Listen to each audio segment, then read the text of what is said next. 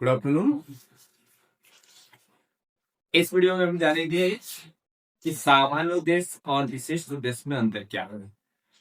यानी सामान्य उद्देश्य क्या होता है, विशिष्ट उद्देश्य। जब हम एक लेसन प्लान को तैयार करते हैं तो सामान्य उद्देश्य किन बातों को ध्यान में रखकर रखते हैं और विशिष्ट उद्देश्य किन बातों को ध्यान में रखकर लिखते हैं। क्योंकि बहुत सारे स्टूडेंट ये कंफ्यूजन होता है कि सामान्य उद्देश्य को कैसे लिखा जाता है, विशिष्ट उद्देश्य को कैसे लिखा जाता है। तो जब तक इन दोनों के अंतर को क्लियर नहीं करेंगे तब तक वो नहीं समझ पाएंगे कि सामान्य उद्देश्य क्या होता है, विशिष्ट उद्देश्य क्या होता है एक लेसन प्लान के लिए। तो आज शुरू करते हैं सामान्य उद्देश्य। पहली बात करते हैं सामान्य उद्देश्य। जबकि हमने जब पाठ्य योजना की रूपरेखा बता रहे थे तो हम उस वीडियो में इस चीज को क्लियर किए हैं। फिर भी मुझे ज्यादा लगता है अगर वहां भी क्लियर नहीं कर पाया तो इस वीडियो में वो आसानी से अंतर समझ पाएंगे कि सामान्य उद्देश्य क्या होता है और विशेष उद्देश्य क्या होता है। तो सामान्य उद्देश्य क्या हम बताया भी था दूसरे वीडियो में कि जो सामान्य उद्देश्य होता है उसका संबंध विशेष होता है। सामान्य उद्देश्य का जो संबंध होता है वो किससे होता है, विशेष संबंधित होता है।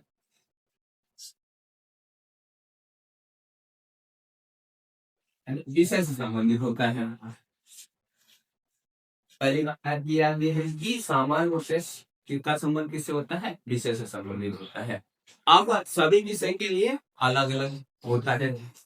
ये कैसे नेक्स्ट पार्ट ये आप समझ सकते हैं कि जो सामान्य उद्देश्य होता है तो विषय से संबंधित होता है और सभी विषय के लिए अलग अलग सामान्य उद्देश्य होता है। सभी विषय के लिए अलग अलग होता है, अलग अलग होता है। सभी विषय के लिए अलग अलग होता है।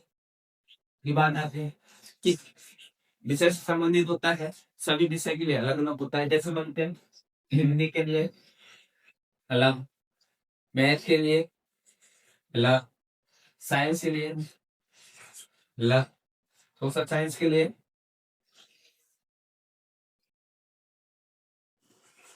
सोशल साइंस के लिए अलग।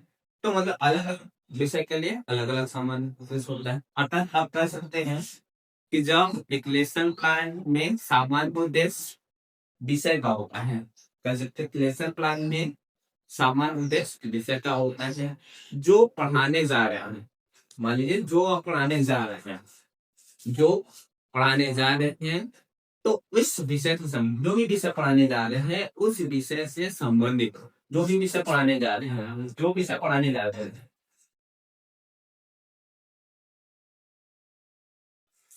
जो विषय पढ़ाने जा रहे हैं, आप उस विषय से संबंधित मान लीजिए एक विषय पढ़ाने जा रहे हैं, कोई विषय पढ़ाने जा रहे हैं, मान लीजिए जैसे मान लीजिए मैथ है।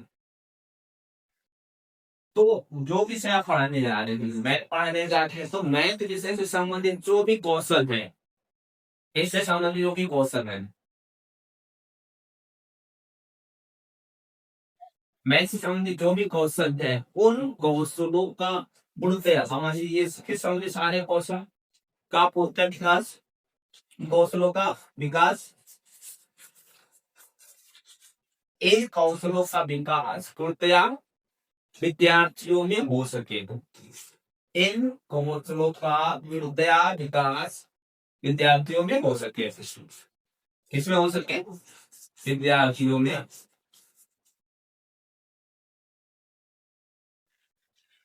हो सके। तो ये है क्या, जिसे करते सामान्य बात नहीं समझ में। अब बात करते हैं विशेष उद्देश्य का कि विशेष उद्देश्य क्या है। जहां पे अभी से विशेष संबंधित होता है सामान्य उद्देश्य। अब बात करते हैं विशेष, कुछ विशेष नाम से ही पता चला विशेष यानी कुछ विशेष होगा। तो अब विषय में विषय का एरिया बढ़ा रही है। अब लेकिन विशिष्ट उद्देश्य, हम उस विषय में से कौन सा विशिष्ट नॉलेज देने जा रहे हैं बच्चों को, कौन सा विशिष्ट ज्ञान देने जा रहे हैं। तो इसका संबंध होता है टॉपिक से, इसका संबंध होता है टॉपिक से। टॉपिक यानी प्रकरण, इसका संबंध होता है टॉपिक से, प्रकरण से। यहाँ तो क्लियर। इसका संबंध विषय से, इसका संबंध होता है प्रकृति से, ऑब्जेक्ट से। अर्थात जो भी कक्षा में शिक्षण कर रहे हैं, यानी कक्षा कक्ष में शिक्षण कर रहे हैं, अपन सोचते हैं कक्षा कक्ष में शिक्षण कर रहे हैं, कक्षा कक्ष में शिक्षण कर रहे हैं, तो उस टॉपिक से संबंधित, मान लीजिए जो भी कक्षा कक्ष में शिक्षण कर रहे हैं, आप उस टॉपिक से संबंधित, टॉपिक यानी प्रकरण,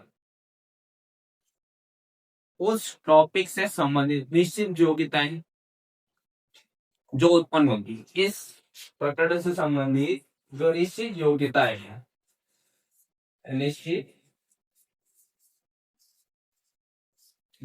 योग्यताएं उत्पन्न होंगी,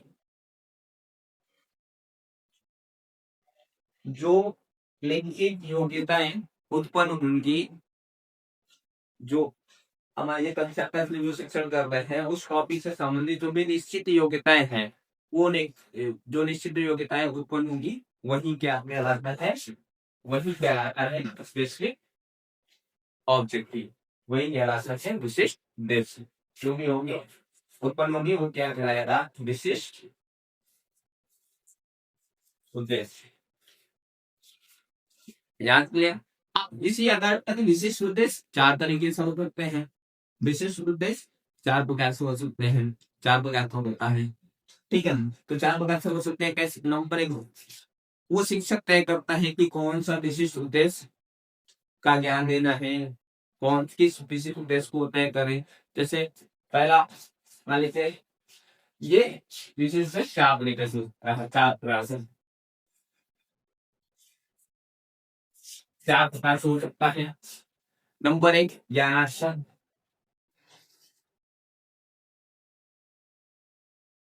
नंबर 1 ज्ञानात्मक, नंबर 2 बोधात्मक,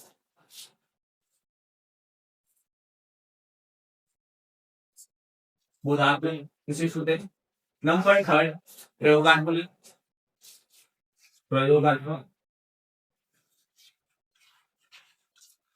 प्रयोगात्मक। और नंबर 4 कौशलात्मक, नंबर 4 कौशलात्मक।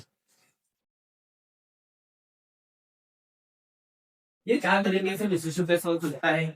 अब इसमें डिपेंड करता है शिक्षक, क्योंकि शिक्षक के अनुसार तय की जाती है कौन सा विशिष्ट उद्देश्य को तय करता है। तो ये बात क्लियर। सामान्य उद्देश्य क्या होता है, विशिष्ट उद्देश्य क्या होता है।